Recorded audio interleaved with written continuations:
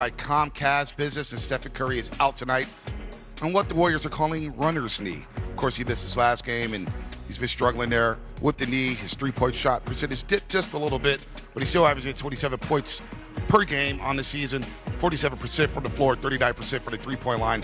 But he got hurt late in the third quarter, left the game. It did not return in that one. And we check out the full injury report. We heard about Paul George the other night, suspended for 25 games. Joel Embiid on load management, not playing on the back end of back-to-backs. But that's a lot of firepower out right now, Bully. No Stephen Curry. We know Jimmy Butler's out for the season.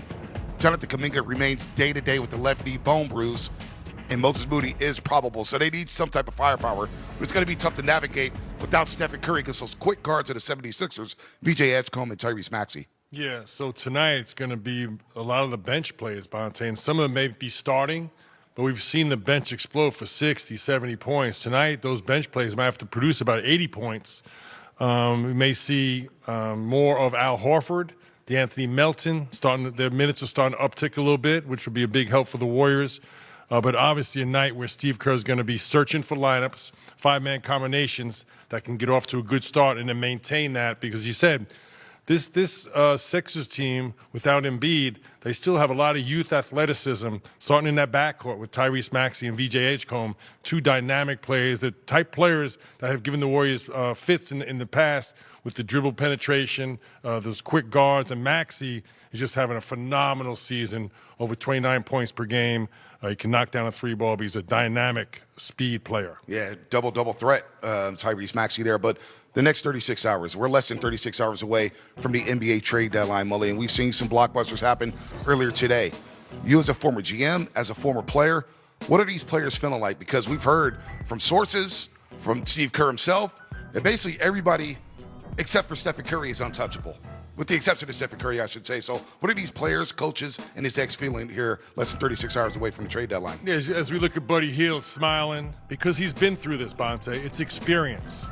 This is part of the NBA calendar, part of the schedule, much like preseason and the regular season schedule into the playoffs. This is something you have to get used to. The younger players, there can be some anxiety and some tough feelings going on right now. But over time, when you become a veteran, you get used to this time of year. And in 36 hours, the time will come and go. Some players have been moved already. And when that time comes, then you resettle back in, get to the All-Star break and try and make a push after All-Star break. Well, one player who's been traded multiple times is Buddy Hield, who spoke on that yesterday after shoot-around. I mean, you never know. The point is, always smoke out there. You just never know. That's why you always get a joke about it. If it happens, it happens. The way you look at it in life, you let the business of basketball control it, and whatever happens out of it. I'm just thankful to have a job, and if I'm going to stay with another team, I'm just know that if whoever gets traded, that another team wants me, perhaps, and I'm gonna go there and do my bet to my best ability to be that team, and hopefully have a future with that team too. Or hope to see him go with this team. So you can't predict it. It's in the future of God's hands, and it's not easy, but it's our business we deal with. It's the business of basketball we deal with. We remain on Giannis watch as it continues, and we've seen a multiple of reports regarding the Greek Freak, some suggesting the Warriors are not the desired destination of Antetokounmpo. So do the Dubs have a plan B? They had one last year when they acquired Jimmy Butler after originally going after Kevin Durant. Kevin Durant said, yeah, I'm good off the Bay Area. They pivoted to Jimmy Butler, gave him a 2-year deal, and it worked out for the Golden State Warriors. Let's go inside the Chase Center for the first time all evening to Emmy Award-winning, the great KB, Kareth Burke. We have Petaluma's finest, Dalton Johnson in the building, and of course NBA champion Festus Ezeli. What is happening, KB? Do the Warriors have a plan B if the Giannis sweepstakes don't go their way?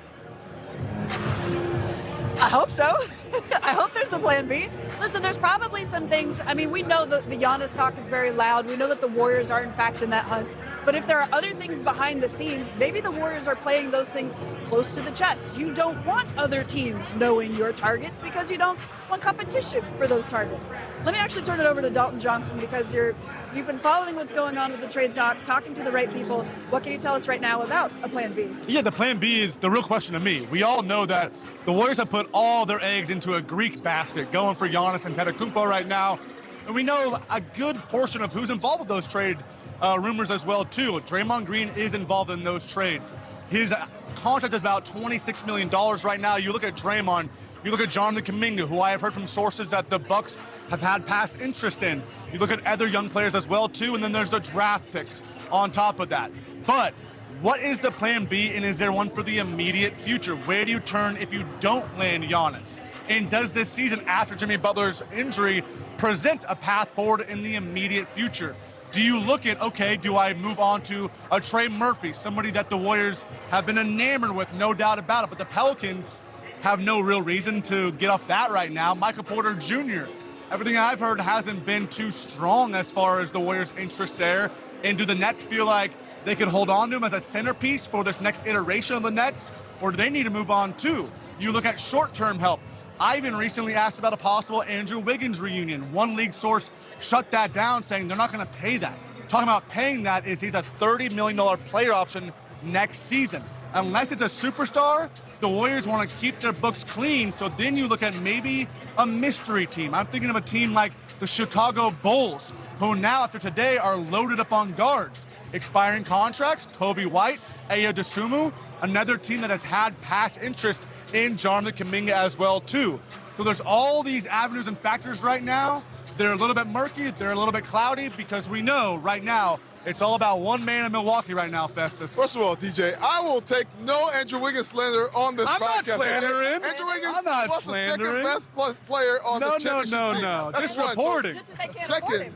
what I'll say is, Giannis, you go all in on Giannis. Whatever you can get. Matter of fact, the Milwaukee Bucks tell you what they're going to give you for what Giannis is going to come here for, because of what he brings to the game. You know, the offensive firepower, the ability to attack the paint whenever they need, and that complementing with Steph, it's going to be great when you add that to the size as well. But if you don't get Giannis, there's a lot of other options. There's guys like Michael Porter Jr., his size, his ability to shoot the basketball, he'll fit in very well to the system. Trey Murphy has been playing incredible basketball. It would be really hard for me to see the New Orleans Pelicans get rid of him. But really the big question for the option B is the reward more than what you have to give up for it? And the Warriors have Steph Curry, who is going to be 38 this year. That's putting some pressure on the timeline for them.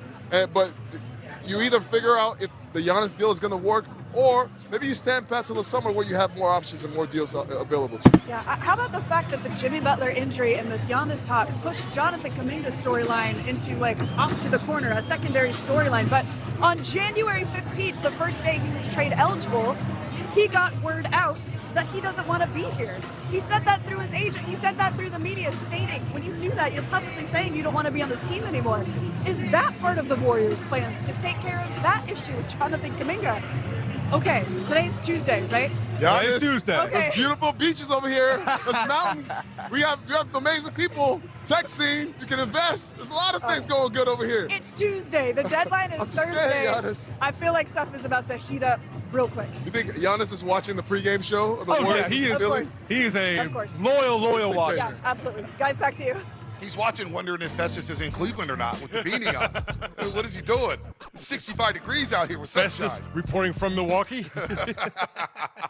Well, let's mull that same question over. So we mull it over here on Warriors Pregame Live. What does a plan B look like for the Golden State Warriors? You're in Mike Dunleavy's seat, and you're not. I get it. But if you are, because you've been in that seat before, what does that pivot look like for the Warriors? Yeah, Bonte, similar to the draft, you have several scenarios on your board. And I'm sure Mike Dunleavy and his staff have, obviously have got the Giannis trade, the Dalton mentioned Trey Murphy, Michael Porter Jr., the ones that we've all heard about. But there's also contingency plans of different deals that financially make sense and plays they feel could fit their roster, fit the style of play, and impact winning. So there's a lot of deals that they have not talked about that they have, ready to go if they materialize. Obviously, first and foremost, they're trying to get the Giannis deal done, and they'll work down from there. These deals can happen quickly. We've seen a lot of deals today go down, so you've got to be ready when the opportunity is there. You have to strike quickly.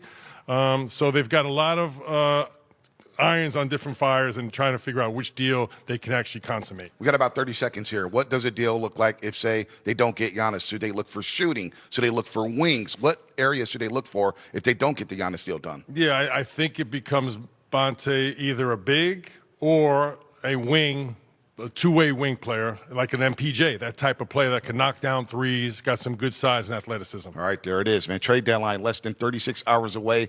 We remain on Giannis Antetokounmpo watch. Who knows if the deal will break out tonight?